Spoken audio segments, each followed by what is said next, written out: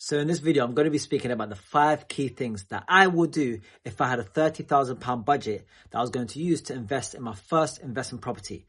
Now, you're going to want to stick around for the 5th one because I think that's actually the most important one. And without that, then everything else falls apart. So the first is I'm going to look at areas up north. So with £30,000, generally speaking, you're going to struggle to invest down south. But up north, we'll be able to cover you for the deposit, stamp duty, and other fees as well. And up north, there's actually been some studies that have suggested that capital growth will be more than 25% in some areas in the north in the next 5 years. So looking to invest up north, you're going to have a lower barrier to entry. And also, if you buy in the right area, that house is likely to go up in value in the next couple of years as well. The second thing I'm going to focus on is making sure that the cash flow is going to be good. On my return on investment, I'm not aiming for any less than 12%. So if I'm putting £30,000 into the deal, I expect at least a 12% ROI on that investment. So what's 12% ROI? So on £30,000, that will be £3,600, which is 12% of 30,000 in that year. And that would work out to a £300 profit every single month. And that would just be on the cash flow.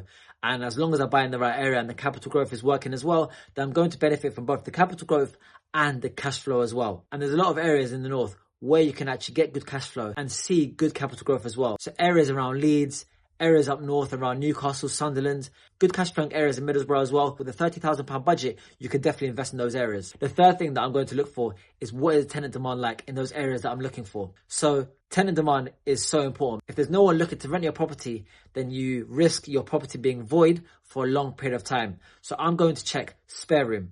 Spare room is a great indicator of the rooms that are actually available in that area and how many are actually wanted by tenants. Now, of course, this only looks at rooms, but it still gives you a good indicator of supply and demand in that area. I'm also going to check Open Rent and Rightmove as well and look at the rent section. And I check to see how many of those properties are let agreed. So somebody's actually agreed to rent that property. If there's a lot of properties there that have been on the market for a long time, then there might be an indicator that actually the tenant demand in that area is not very good. The fourth thing that I'm going to do is ensure that I have a little buffer. So what I don't want to do is spend all my money on the property, on the deposit, stamp duty, fees, and have zero in my account.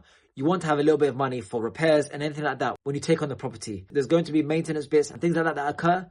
So you want to make sure that you have a little bit of money as a buffer when you do invest in your property. So whilst you're going through the buying process, if you can save a little bit or actually hold a little bit of cash there, that will serve you in the long run. And the fifth thing, and this is the most important, is look for a good deal and not the perfect deal. So analysis paralysis can stop you from moving. The fear of actually investing can stop you from moving. I know people where they actually want to invest, they really do, but then just getting over that first hurdle and actually investing in their first property scares them a lot.